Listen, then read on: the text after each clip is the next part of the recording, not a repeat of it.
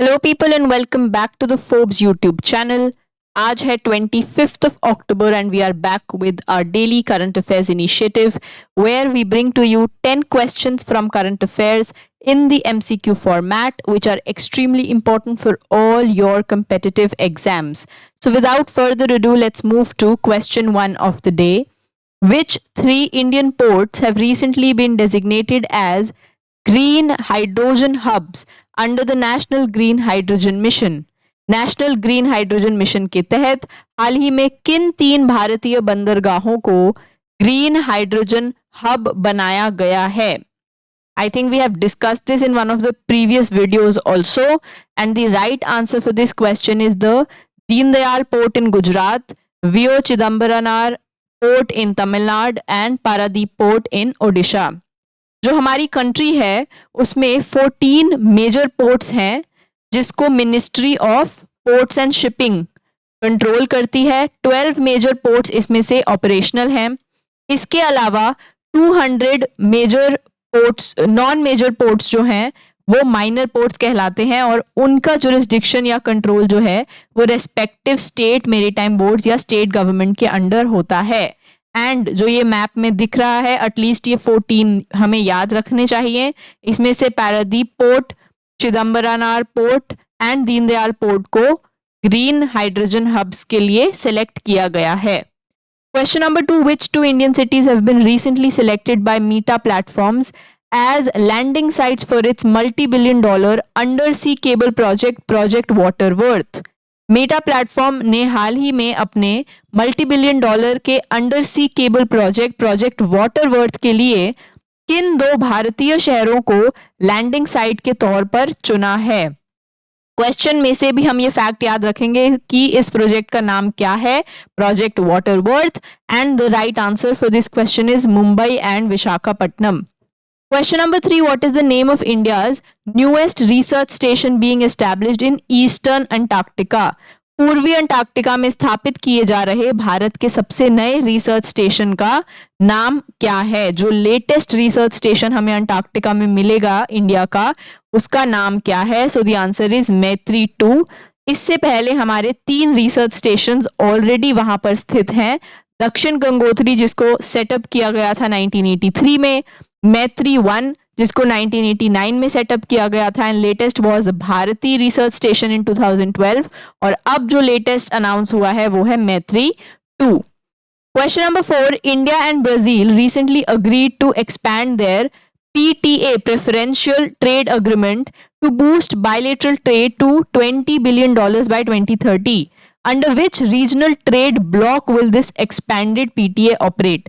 भारत और ब्राजील ने हाल ही में 2030 तक द्विपक्षीय व्यापार को $20 बिलियन तक बढ़ाने के लिए अपने PTA प्रेफरेंशियल ट्रेड एग्रीमेंट का विस्तार करने पर सहमति जताई है। यह विस्तारित PTA किस क्षेत्रीय व्यापार ब्लॉक के तहत काम करेगा? यानी कि जो ब्राजील है वो इनमें से किस रीजनल ट्रेड ब्लॉक के अंडर आता है? So the answer is Mercosur. Mercosur is basically your southern common market. इसका जो स्पेनिश नेम है उसमें एब्रीविएशन बनता है मेरकोसुर.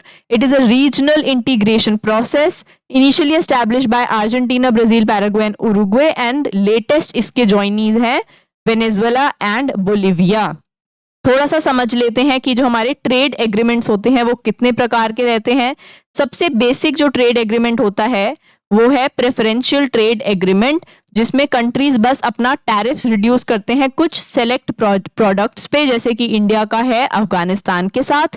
फिर फ्री ट्रेड एग्रीमेंट वो होता है जिसमें tariffs are eliminated on maximum goods between the 2 trading partners, जैसे कि इंडिया का आसियान के साथ है 2010 से.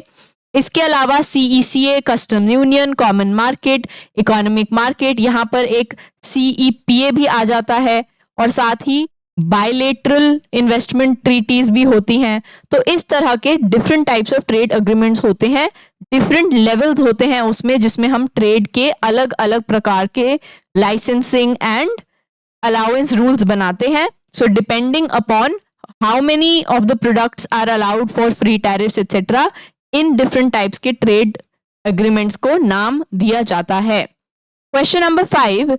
Which small solar system body located between Saturn and Uranus was recently observed with a dynamic ring system forming around it?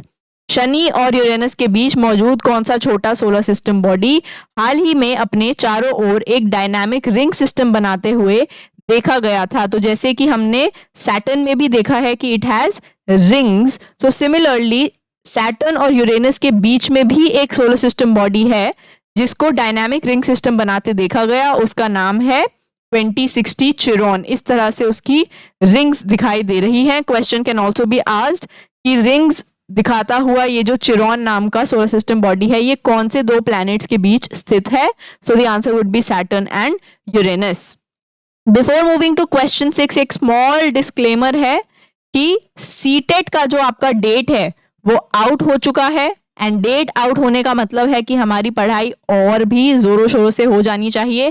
तो CTET का fresh batch हम तैयार कर रहे हैं जिसके लिए रजिस्ट्रेशन के लिए you can call us on our contact number, you can visit our website, you can also put your queries in the comments down below. दोनों तरह के बैच अवेलेबल हैं, ऑफलाइन और online batch.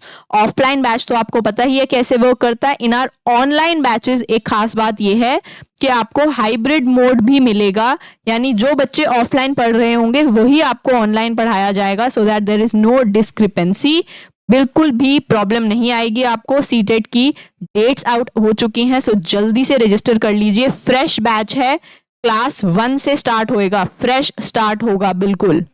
Moving on to question 6. Recently granted mini Ratna status by the government of India. In which city is HSL Hindustan shipyard limited located? हाल ही में भारत सरकार द्वारा मिनी रत्न का दर्जा प्राप्त HSL किस शहर में स्थित है? जो हमारी कैटेगरीज होती है, नवरत्न कैटेगरी, मिनी रत्न कैटेगरी एटसेट्रा, इसमें मिनी रत्न स्टेटस मिला है HSL को और ये कहाँ लोकेटेड है? इन Visakhapatnam. Question number 7. Which organization recently signed an MOU with NTT Data Japan to enable UPI payment acceptance at merchant outlets across Japan? हाल ही में किस ऑर्गेनाइजेशन ने पूरे जापान में मर्चेंट आउटलेट्स पर UPI पेमेंट एक्सेप्टेंस को चालू करने के लिए NTT डेटा जापान के साथ एक MOU साइन किया है? NTT डेटा जापान के साथ MOU किस ऑर्गेनाइजेशन ने साइन किया है? So the answer is NPCI international payments limited. Question number 8. Who is the first Indian to receive the Kenton R. Miller Award recently by the IUCN World Commission on Protected Areas in 2025? 2025 में IUCN World Commission on Protected Areas द्वारा हाल ही में केंटन are Miller award पाने वाले पहले भारतीय कौन है? इनमें से कौन सा नाम है जिन्होंने पहला केंटन आर मिलर अवार्ड जीता है from India?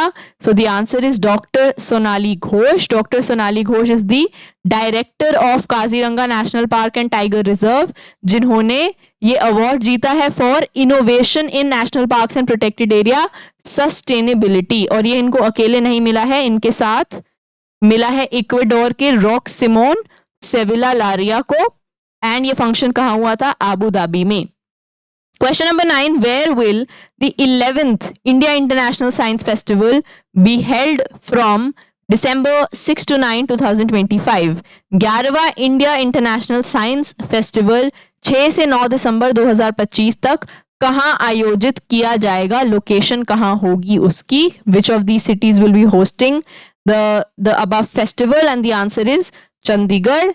Last question of the day है, which country recently hosted NATO's nuclear deterrence exercise Steadfast नून 2025? हाल ही में किस देश ने नेटो की न्यूक्लियर डेटरेंस एक्सरसाइज स्टेडफास्ट नून 2025 को होस्ट किया है? क्वेश्चन जो दिया हुआ है उसमें से भी एक और क्वेश्चन निकल के आ सकता है कि नेटो की जो न्यूक्लियर डेटरेंस एक्सरसाइज है उसका नाम क्या है, या फिर स्टेडफास्ट नून 2025 कौन सी ऑर्गेनाइजेशन की न्यूक्लियर डेटरेंस एक्सरसाइज है? So answer would be NATO.